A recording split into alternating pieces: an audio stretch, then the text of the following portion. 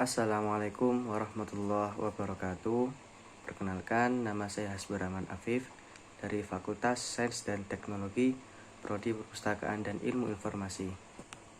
Pada video kali ini, saya akan meresum kembali atau menerangkan kembali apa-apa yang sudah diterangkan kemarin dan pada acara tadi, yaitu acara PBAK Universitas Islam Negeri Malang. Apa yang saya terangkan saat ini adalah tugas dari PBAK Universitas, yaitu meresum kembali 6 materi yang sudah disampaikan, 2 materi kemarin dan 4 materi hari ini. Oke, untuk materi pertama saya akan menerangkan kembali tentang wawasan bidang akademik. UIN Maulana Malik Ibrahim Malang mempunyai 7 fakultas, yaitu Fakultas Tarbiyah, Fakultas Syariah, Fakultas Ekonomi, Fakultas Saintek, Fakultas Humaniora, dan Fakultas Kedokteran dan Ilmu Kesehatan. Untuk poin kedua dalam wawasan materi bidang akademik, yaitu terdapat 2 integrasi. Yang pertama, integrasi keilmuan atau memadukan antara sains dan Islam. Yang kedua adalah integrasi kelembagaan, yaitu memadukan antara pendidikan tinggi dengan pendidikan pesantren. Jadi saya akan menjelaskan sedikit tentang integrasi keilmuan. Yang dimaksud adalah memadukan antara sains dan Islam. Perlu diketahui bahwa sains dan Islam maupun Islam dan sains, kedua-duanya itu tidak dapat terpisahkan. Islam mengandung kebenaran sains, dan sains menyetujui akan kebenaran Islam. Dan untuk poin yang kedua, integrasi kelembagaan, memadukan antara pendidikan tinggi dengan pendidikan pesantren. Jadi di UIN Malang itu kita bukan hanya dididik secara akademis, tapi juga dididik secara spiritual, yaitu dengan adanya kewajiban menetap di ma'had selama 1 tahun. Untuk poin ketiga dari wawasan bidang akademik adalah pilar-pilar ulul albab, yaitu kedalaman spiritual, keluasan ilmu, keagungan akhlak, dan kematangan profesional. Untuk poin keempat, yaitu program UIN Malang. Yang pertama, pengembangan bahasa asing, mulai dari bahasa Mandarin, Inggris, hingga bahasa Arab. Bahasa Arab sendiri dibagi menjadi 4 macam, yaitu tahfidzul Quran, rumah moderasi agama, memiliki komitmen kebangsaan yang kokoh, menempatkan diri moderat serta ideologi dan intelektual yang berakhlak mulia, perpustakaan e-book, e-jurnal yang bisa diakses melalui riset maupun lainnya. Untuk proses pembelajaran kampus sendiri, dari semester 1 sampai semester 8 dengan total kurang lebih 100 SKS penelitian, PKL, KKN, ujian komprehensif, hingga wisuda nantinya. Adapun mata kuliah diantaranya yaitu mata kuliah MTK Dasar, Keislaman, Bahasa, Filsafat. Mata kuliah fakultas, dan untuk mata kuliah prodi, yaitu yang membedakan prodi satu dengan prodi lainnya dalam satu fakultas. Jadi tujuan dari program-program UIN Malang pada dasarnya adalah untuk memiliki prestasi akademik dan memiliki kompetensi yang keterampilan yang dibutuhkan untuk diri sendiri nantinya. Jadi ilmu yang kita dapatkan nanti bisa dikatakan berkah jika kita bisa mengamalkannya. Lebih-lebih juga untuk bermanfaat kepada orang lain. Salah satu keberkahan ilmu menurut saya juga adalah kita bisa mendapatkan keuntungan dari ilmu tersebut, baik berupa keuntungan membantu orang lain atau keuntungan untuk diri kita sendiri. Kita bisa mempunyai pekerjaan dari ilmu yang sudah kita tempuh selama ini. Lanjut ke sistem akademik.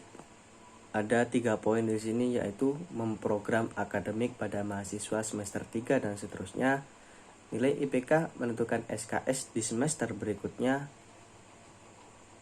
dan Universitas UIN Malik menjadikan intelektual yang ulul albab. Lanjut ke poin selanjutnya, yaitu saya akan menerangkan layanan-layanan yang tersedia di UIN Maulana Malik Malang. Yang pertama adalah layanan perpustakaan pusat UIN Malang, yang tadi sudah dijelaskan oleh Arizun Nutra atau pustakawan perpustakaan pusat UIN Malang. Nomor 1 ialah layanan fisik. Dikarenakan Indonesia, khususnya Kota Malang, masih berada di level PPKM level 4, jadi layanan fisik di perpustakaan masih belum dibuka untuk saat ini, dikarenakan situasi pandemi yang masih berjalan sampai saat ini. Adapun bagian layanan di perpustakaan yaitu ruang diskusi terbuka dan ruang baca lantai 1 dan 2.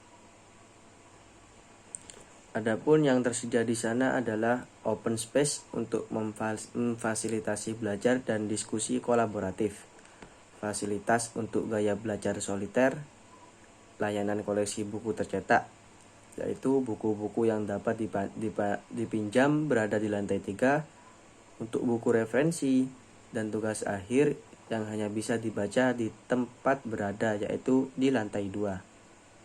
Untuk layanan sirkulasi, nomor 1 adalah layanan peminjaman di lantai 2. Nomor 2, layanan pengembalian di lantai 3. Nomor 3, syarat peminjaman dan mengembalikan buku membawa KTM. Jadi persyaratannya hanya membawa KTM saja.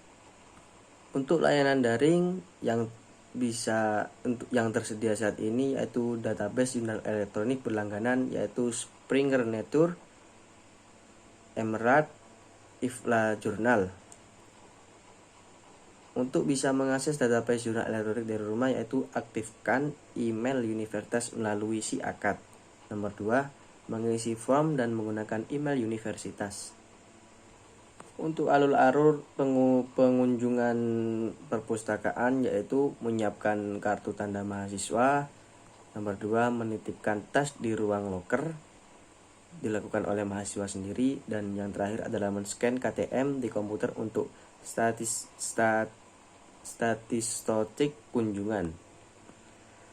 Lanjut ke materi 2 yang akan saya review, yaitu organisasi DEMA. DEMA sendiri atau Dewan Mahasiswa yaitu organisasi intrakampus yang merupakan lembaga eksekutif di level lingkungan universitas maupun fakultas, dan sebagai pelaksana program kemahasiswaan sebagai lembaga yang mengkoordinasi dan menginstruksi kemahasiswaan tingkat universitas. Tugas-tugas Dewan Mahasiswa antara lain yaitu melaksanakan program kerja organisasi yang sudah disepakati Senat Mahasiswa dan Universitas. Nomor 2, mengkomunikasikan dan menginformasikan kegiatan kemahasiswaan di dalam lingkup universitas. Nomor 3, melaksanakan koordinasi dan sinkronisasi kegiatan mahasiswa. Nomor 4, Kementerian Luar Negeri, Kementerian Sosial Hukum dan Politik, Kementerian Dalam Negeri, dan Kementerian Agama bentuk upaya kolaborasi kampus dengan agama. Untuk struktur DEMA terdiri dari ketua, wakil ketua, sekretaris, bendahara, dan kementerian. Adapun beberapa program kerja DEMA antara lain Sahabat Desa, yaitu meningkatkan kepekaan mahasiswa dengan masyarakat. Nomor 2, Sapa Sekolah, yaitu membantu memberikan kepada kampus atau mempromosikan kepada sekolah untuk melatih kepemimpinan. Nomor 3, Sosial Politik, diskusi dengan parlemen yang ada di Indonesia seperti DPR, DPRD, atau Pemkab.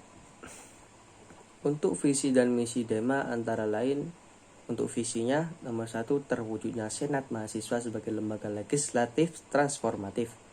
Yang kedua, kolaboratif berdasarkan asas kebersamaan dan kekeluargaan serta menjunjung tinggi profesionalitas. Fungsi SEMA yaitu advokasi, legislasi, pengawasan, serta penganggaran. Untuk tugas SEMA sendiri, mengawasi dan mengontrol DEMA universitas. Nomor 2, memberikan persetujuan setiap kegiatan akan dilaksanakan oleh DEMA universitas. Dan yang terakhir, memberikan pengesahan setiap laporan pertanggungjawaban setelah selesai. Untuk tugas-tugas SEMA sendiri antara lain mengawasi dan mengontrol DEMA universitas, memberikan persetujuan setiap kegiatan, dan memberikan pengesahan serta laporan pertanggungjawaban setelah selesai. Untuk agenda SEMA yaitu memfasilitasi aspirasi mahasiswa dan mengesahkan peraturan DEMA. Untuk wewenang SEMA antara lain yaitu membentuk undang-undang yang dibahas dengan presiden mahasiswa. Yang kedua, menanggung dan mempertimbangkan segala aspirasi mahasiswa. Untuk komisi SEMA ada beberapa antara lain yaitu Komisi Advokasi dan Hukum, Komisi Organisasi dan Kemahasiswaan, mengawal Ormawa di seluruh UIN Malang. Nomor 3, administrasi dan keuangan untuk pembuatan peraturan dan administrasi. Yang keempat, informasi dan komunikasi atau alat publikasi terkait kinerja SEMA. Untuk badan pengurus yaitu ketua umum, sekretaris jenderal, dan bendahara. Nomor 2, ketua komisi A, ketua komisi B, C, dan D. Syarat penggabungan DEMA dan SEMA yaitu syarat penggabungan di sini maksud adalah kita ikut terjun ke dalam DEMA dan SEMA yaitu IPK harus minimal 3, memiliki SK kepengurusan Ormawa, siap terikat dengan DEMA Universitas, mahasiswa aktif UIN Malang. Nomor terakhir yaitu mengisi form Google. Selanjutnya saya akan mereview materi keempat yaitu mengenai UKM mahasiswa dan saya memilih UKM Menwa. Apa itu Menwa? Menwa sejarahnya diawali pembentukan oleh Jenderal H. Nasution tahun 1959 di Jawa Barat dan berdiri tanggal 17 November 1981 di Jawa Timur. Untuk fungsi dan tugas Menwa sendiri adalah melaksanakan pembinaan anggota resimen mahasiswa, membantu terwujudnya kampus yang kondusif. Nomor 3, membantu TNI dan Polri. Untuk tugas Menwa antara lain menciptakan dan menjaga lingkungan agar selalu aman dan tentram. Untuk struktur Menwa yaitu rektor, pembina satuan, yunsu kepemimpinan, staf ahli, staf Menwa, komandan, wakil komandan, staf ahli, staf undiklat, staf ursuf, staf lokben, staf urmin. Lanjut UKM yang kedua yaitu UKM Pramuka.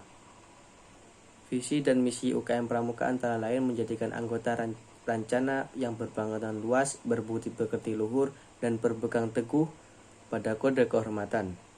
Dan tujuan UKM Pramuka antara lain terwujudnya kualitas anggota rencana yang memiliki loyalitas dan dedikasi terhadap rencana, tercapainya anggota rencana yang berakhlakul karimah, terwujudnya tribinadega, terwujudnya anggota rencana yang mampu berpikir logis dan sistematis. Lanjut review materi kelima yaitu kebangkitan bangsa menuju Indonesia tangguh. Jadi poin penting yang saya dapat tadi pada materi mewujudkan Indonesia tangguh yaitu mencerdaskan, menyiapkan diri secara intelektual, menguatkan pondasi keagamaan, dan menyiapkan berbagai keahlian generasi muda yang tidak boleh ditawar lagi. Peran penting UIN dan PT KIN dalam mewujudkan Indonesia yang tangguh adalah arus utama pengembangan teknologi digital, link and match dengan sektor industri, menjadi kekuatan sosio-teknopreneur, epicentrum ajaran agama inklusif, menjadi generasi unggul, keagungan moral dan spiritual, gandrung ilmu pengetahuan, memiliki question dan kesalehan peduli sosial. Untuk peran-peran mahasiswa dalam Indonesia tangguh antara lain, mahasiswa harus memerankan diri sebagai agent of change dalam penguatkan dan mendesimasi agenda moderasi. Mahasiswa harus mengedepankan kepentingan kebangsaan dan keagamaan yang sesuai dengan prinsip moderasi. Mahasiswa UIN harus cerdas, akademik, religius, dan berkebinekaan. Mungkin itu sudah 6 materi yang saya review kembali. Semoga dapat dipahami dan semoga bermanfaat bagi kita semua. Cukup sekian penjelasan dari saya. Kurang lebihnya mohon maaf. Wassalamualaikum warahmatullahi wabarakatuh.